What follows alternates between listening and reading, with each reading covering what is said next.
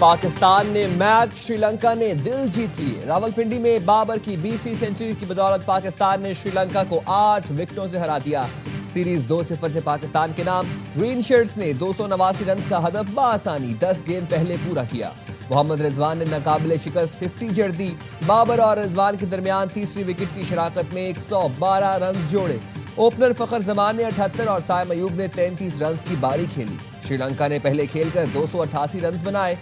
जनीत लियांगे 54 और कुमुंदो मेंडिस 44 रन बना सके। हारिस रऊफ और इब्रार अहमद के 3-3 शिकार।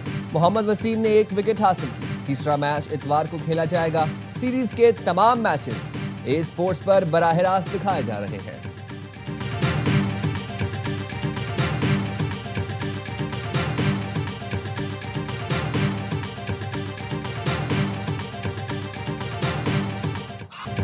कुफर टूटा खुदा खुदा करके। बाबर आजम की 20वीं सेंचुरी। सईद अनवर का पाकिस्तान के लिए सबसे ज्यादा सेंचुरीज का रिकॉर्ड बराबर कर लिया। मैच के बेहतरीन खिलाड़ी करार। खुशी है, लेजेंड्स के साथ मेरा नाम आता है और मेरी सेंचुरी से पाकिस्तान जीत गया। बाबर आजम का रद्द अमल। कहा, शायकीन के साथ मैं भी सेंचुरी का इंतजार कर रहा था, खुद पर यकीन रखा, बिलाखिर सेंचुरी बनाने में कामयाब रहा। शायकीन ने 26 माह यानी 807 दिन इंतजार के बाद बाबर को सेंचुरी बनाते देखा। इस दौरान स्टार बल्लेबाज ने 84 इंटरनेशनल इनिंग्स खेली, लेकिन 3 फिगर तक ना पहुंच सके। किंग ने आखिरी वनडे सेंचुरी एशिया कप में नेपाल के खिलाफ अगस्त 2023 में बनाई।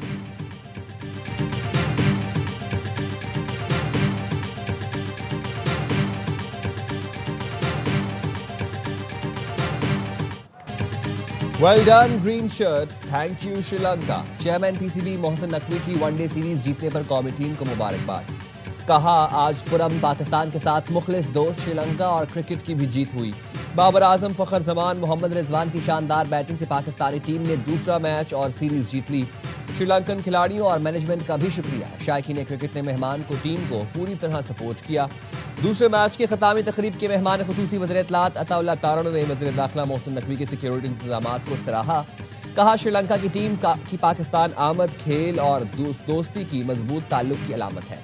वज़ीर आज़म और फील्ड मार्शल की पॉलिसियों की बदौलत पाकिस्तान बैनुल अक़वामी मैचों की मेजबानी कर रहा है।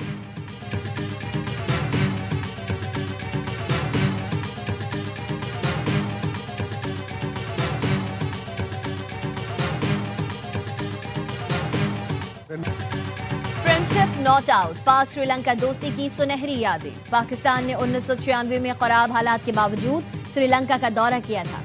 मुश्किल वक्त में श्रीलंका के साथ खड़ा रहा। वसीम अकरम भी दौरा करने वाली टीम का हिस्सा थे। उन्होंने कहा था वो श्रीलंका इसलिए आए ताकि दुनिया को दिखा सके यहाँ सब ठीक है। I, Justice Aminuddin Khan, do solemnly swear that I will bear true faith and allegiance to Pakistan, that as Chief Justice of the Federal Constitutional Court of Pakistan, I will discharge my duties, perform my functions honestly to the best of my ability and faithfully. Justice Aminuddin Khan वफाकी आईनी अदालत के पहले chief justice बन गए। सदर ममलिकत आसिफ अली जरदारी ने chief justice Aminuddin Khan से हल्फ लिया। हल्फ बर्दारी की तकरीब ऐवान सदर में हुई। वज़ीर आज़म शहबाज शरीफ और चीफ जस्टिस पाकिस्तान याहिया अफरीदी ने शिरकत की। फील्ड मार्शल सैयद आसिम मुनीर, पाक फ़ज़ाइया और बहरिया के सरबराहान समेत दीगर आला हुक्काम भी शरीक हुए। जस्टिस हसन अजहर रिजवी, जस्टिस आमिर फारूक और जस्टिस अली बाकर नजफी ने आईनी अदालत के जजों की हैसियत से हल्फ उठा लिया। वजारत कानून के एलामी के मुताबिक जस्टिस करीम खान आगा, जस्टिस रोजी खान और जस्टिस अरशद हुसैन शाह भी वफाकी आईनी अदालत का हिस्सा है।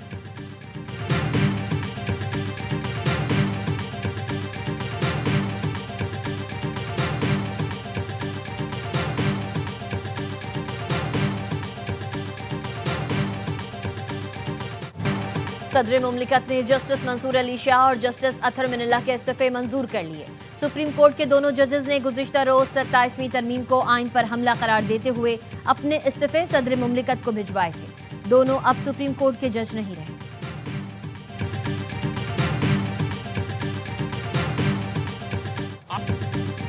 जजों की दुम पर पांव आया तो उनको शायरी याद आ गई। जब कैंगरू कोर्ट बनाकर नवाज शरीफ से इंतकाम लिया जा रहा था, उस वक्त किसी की गैरत ना जागी।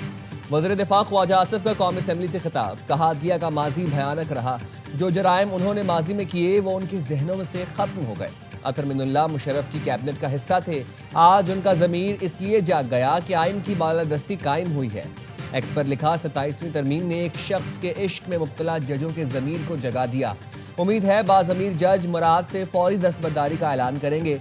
अगर मुर्दा ज़मीर जाग ही गया है तो अपने कारनामों पर थोड़ी शर्म और हया ही कर लें। छोटे लोग बड़ी कुर्सियों पर बैठ जाएं तो रियासत की सलामती को खतरा होता है। कुछ जज अपनी फैमिलीज को बुलाकर सियासी क़यादत के साथ तज़हीक आमेज़ सलूक का तमाशा दिखाते थे। 27वीं तरमीम अदलिया के खिलाफ नहीं बल्कि उसके तहफ़्फ़ुज़ के लिए है, ताकि सुप्रीम कोर्ट के तमाम जजों को बराबर का मकाम और मौका मिले।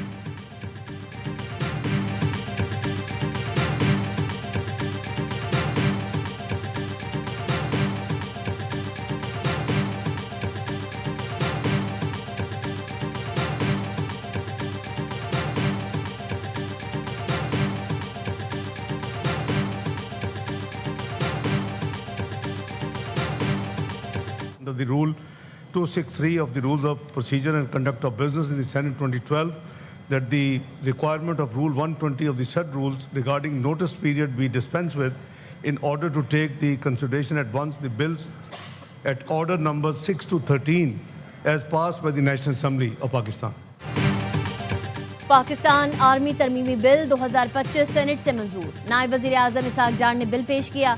पाकिस्तान फ़ज़ाइया तरमीमी बिल और पाकिस्तान नेवी तरमीमी बिल भी सेनेट से मंजूर। तीनों बिल्स के शिकवार मंजूरी दी गई।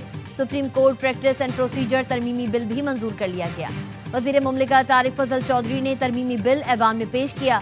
27वीं आईनी तरमीम का गेजेट नोटिफिकेशन जारी। तरमीम बाकायदा आइन का हिस्सा बन गई। सेनेट से मंजूर शुदा कवानीन तौसीक के लिए सदर आसिफ अली जरदारी को इरसाल। सदर की तौसीक से तीनों बिल कानून बन जाएंगे।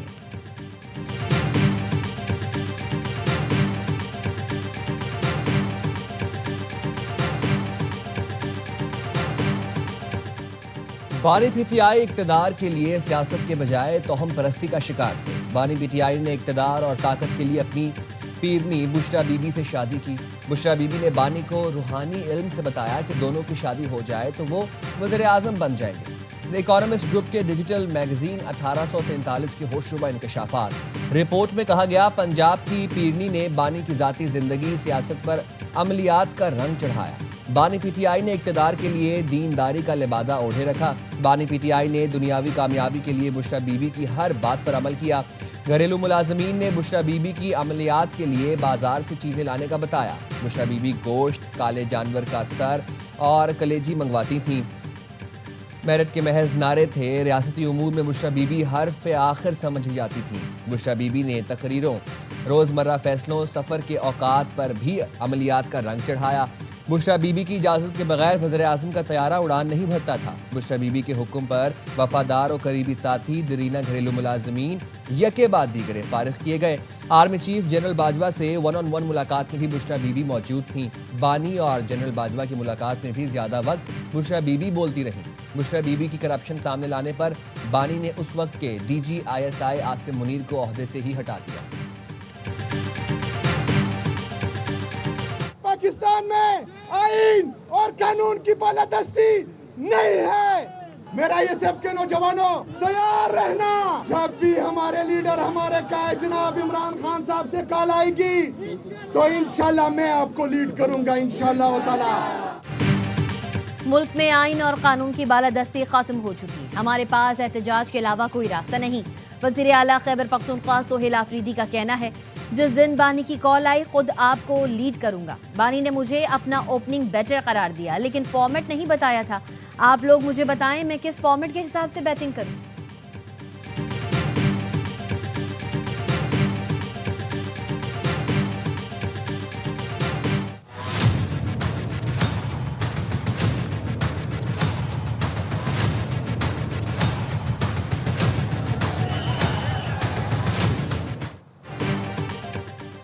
पेशावर हाईकोर्ट ने लॉन्ग मार्च के लिए सरकारी गाड़ियों के इस्तेमाल पर पाबंदी लगा दी। केपी हुकूमत को लॉन्ग मार्च के लिए सरकारी मशीनरी और अमला ना लगाने का हुक्म। कहा, सरकारी गाड़ियों और मशीनरी अवामी खिदमत के लिए है, सियासी शो के लिए नहीं।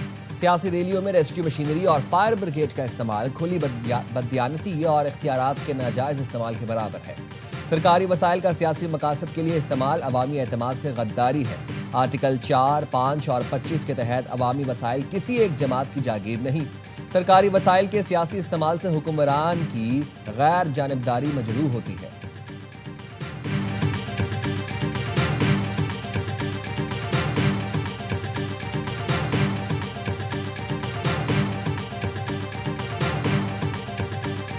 बहुत ही अच्छा एक्शन फैसला है और ये वक्त की जरूरत थी, पहले आ जाना चाहिए था। जो पीछे होता रहा माजी के अंदर, कुछ तो बड़ा क्लियरली बता दिया गया है। आप अपनी जाती मंशा ख्वाहिश के तहत गवर्नमेंट की मशीनरी को इस्तेमाल नहीं कर सकते। पेशावर हाई कोर्ट का फैसला खुश आइंद है। माजी में वफाक पर चढ़ाई की गई, अब नजरअंदाज नहीं किया जाएगा। सेनेटर फैसल वावजा की एयरवाई न्यूज से गुफ्तगू, कहा पेशावर हाई कोर्ट के फैसले से तमाम जमातों को सबक मिलेगा। गवर्नर KP फैसल करीम कुंडी कहते हैं, लॉन्ग मार्च के लिए सरकारी वसाइल पर पाबंदी का फैसला बहुत पहले हो जाना चाहिए था। पेशावर हाई कोर्ट के फैसले को सराहा जाना चाहिए। वफाकी वजीर मुस्तफा कमाल का कहना है, सूबे वफाक पर चढ़ाई करते रहें तो मुल्क बनाना रिपब्लिक बन जाएगा। तमाम जमातें पुरानी रविश खत्म करके बातचीत से मसाइल हल करें। लीगी रहनुमा इख्तियार वली ने कहा, सरकारी वसाइल को ऐसे इस्तेमाल किया जा रहा था जैसे उनके घर का माल हो।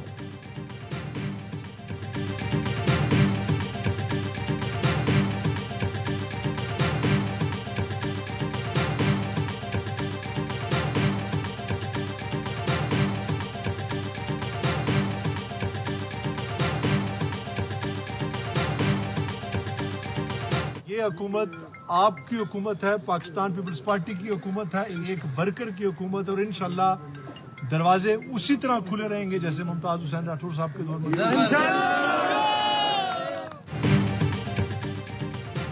पीपल्स पार्टी ने वज़ीर आज़म आज़ाद कश्मीर चौधरी अनवारुल हक के खिलाफ तहरीक अदम एतमाद जमा करा दी। वज़ीर आज़म के लिए फैसल मुमताज राठौर उम्मीदवार नामजद। राजा फैसल राठौर ने कहा, मेरे दरवाजे अवाम के लिए हमेशा खुले रहेंगे। पीपल्स पार्टी अवाम के मसाइल हल करेगी। 2026 में भी पीपल्स पार्टी कामयाब होगी।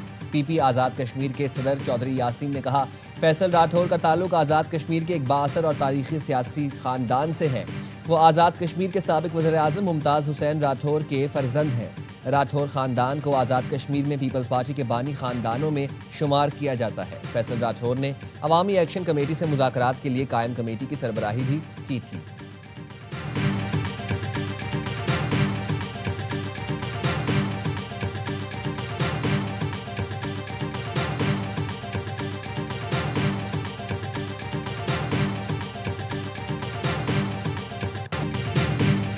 कोलकाता टेस्ट में भारतीय खिलाड़ियों का तज़हीक-आमेज़ रवैया। जनूबी अफ्रीकी कप्तान टिम्बा बाउमा को गाली दी। बोना बोना कहकर कद का मजाक भी बनाते रहे। नामुनासिब जुमले स्टंप माइक में रिकॉर्ड। जनूबी अफ्रीकी टीम मैनेजमेंट भारत के खौफ से खामोश। गाली देने और बोना कहने को मजाक करार दिया। मैनेजमेंट का कहना है, किसी फोरम पर कोई शिकायत नहीं थी।